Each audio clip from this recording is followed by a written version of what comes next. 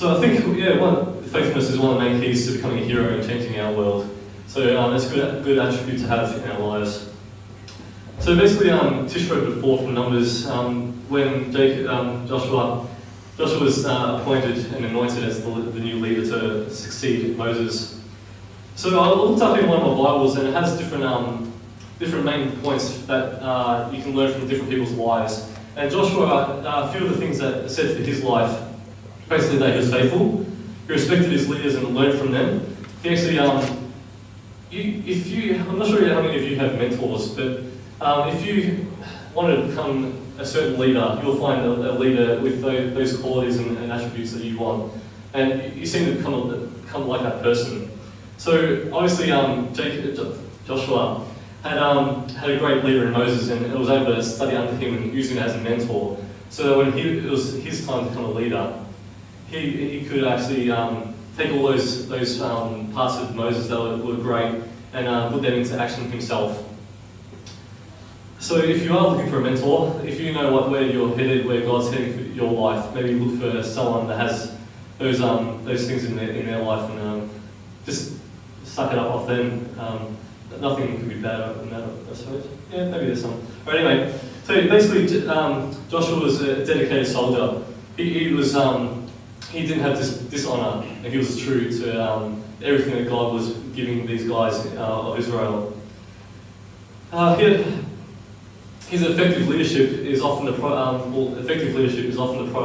of good preparation and encouragement. So I think when they saw Joshua as being a potential leader and a great guy to be doing this stuff, they nurtured him. They put their time and effort into growing him up and developing him as a leader.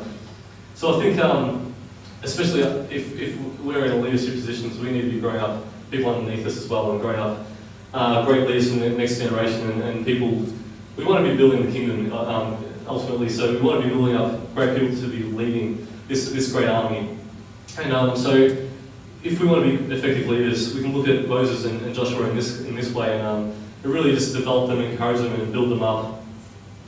And the person after whom we pattern ourselves, as I basically said, the person after whom we pattern ourselves will have a definite effect on us. So yeah, I think hanging around the right people, having good friends, having good influences around us really affect our lives. And I suppose looking at when we get to the stage of having kids ourselves, if we're not quite there yet, we want our kids to have good friendship circles, because that really defines where our kids are going to head up. And I know we can speak for ourselves too, that our friends have really developed the way we've walked in our life. And if we've ever gone off the path, we can quite look at our friends and see that they weren't the best influence on us. So really surround yourself with good people and good influences too. And a person committed to God provides the best model for us. So if we want to become great people for God, then maybe get someone, maybe a corps officer or someone like that is really passionate for God and puts God first in their lives. Just hang around those people. So Joshua went on to be a great leader in his own right, and basically a hero. We don't focus on him a lot, but I believe that he was definitely a hero of the Old Testament too. He took Israel into the land that had been promised throughout history to God's people, and that is a big honour. Being able to lead God's people into the promised land. If you try to imagine yourself in that position, that would be so humbling, I think. And he became a great general of Israel and led many great and successful battles in the name of God.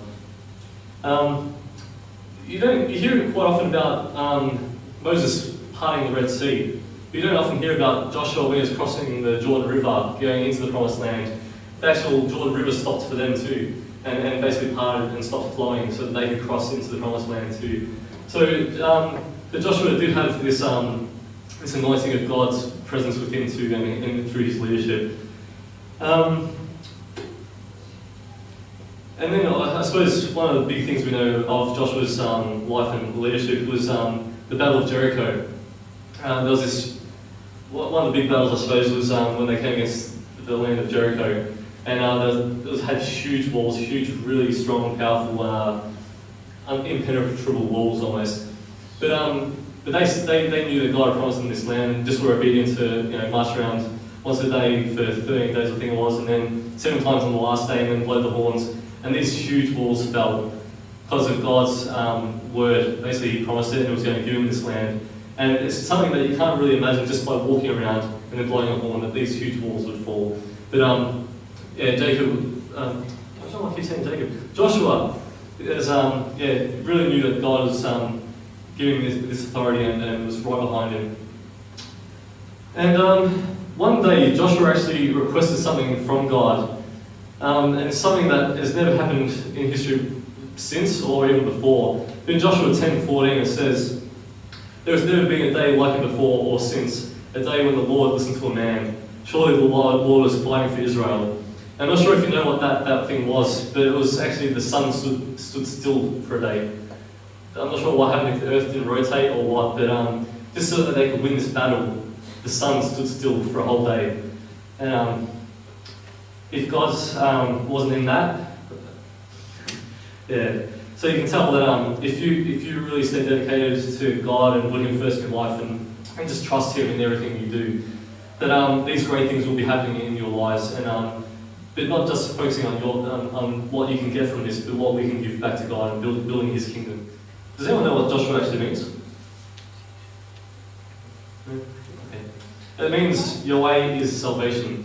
So basically the salvation of the people, leading them into the promised land, or even within Jesus' way, giving us offering salvation.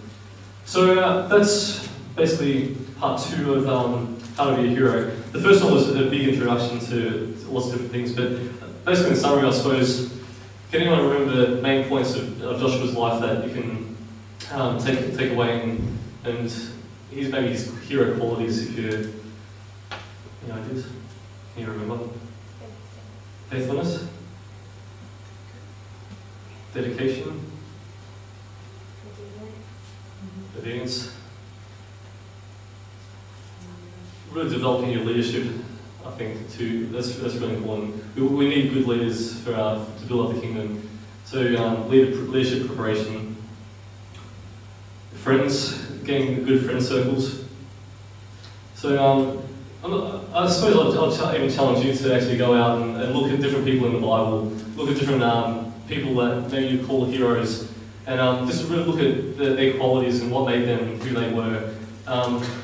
There is a lot of heroes, I suppose, that people would call heroes that had not so good good qualities as well, but just pick on the good qualities of these people and run with those things. So that's looking at Joshua tonight.